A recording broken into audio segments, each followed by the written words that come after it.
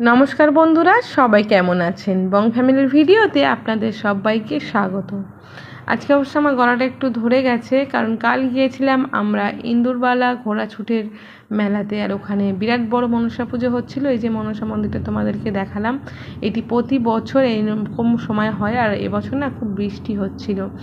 ভাবছিলাম যে প্রথম দিকে যাব না, তারপর মেয়ে তো বায়না করছিল, মা চলো অবশ্যই যাব। আর ওই মেলায় যাওয়ার কারণ হচ্ছে এই যে লটারি, একটা যে বল ফেলে লটারির জিনিসপত্র পাওয়া যায় যে দোকানটা, এইটা হচ্ছে আমার মেয়ের ভীষণ পছন্দ। এইটা গেমটা খেলার জন্য বিশেষ করে ও যায়, আর ঘোড়া দেখার জন্য। তো মেলার মধ্যে গিয়ে প্রথমে খানিকটা ঘোরাঘুরি করে ও একটা কানের দুল নিল, তারপর ছোটোটা একটা পুতুল কিনে পকোড়া আছে যার মতো আইসক্রিম পছন্দ করে খেয়ে নিলাম। তারপর ওরা উঠে গেল হচ্ছে নাগরদোলায়, মানে যে ব্রেক ড্যান্সটা ওদের জন্য ছুটতেই হবে। আমার কাছে বায়না করছিল যে ইলেকট্রিকের নাগরদোলাটা চড়বে, বাট ওটা তো বৃষ্টির মধ্যে বন্ধ ছিল, তার জন্য এটা চড়লো।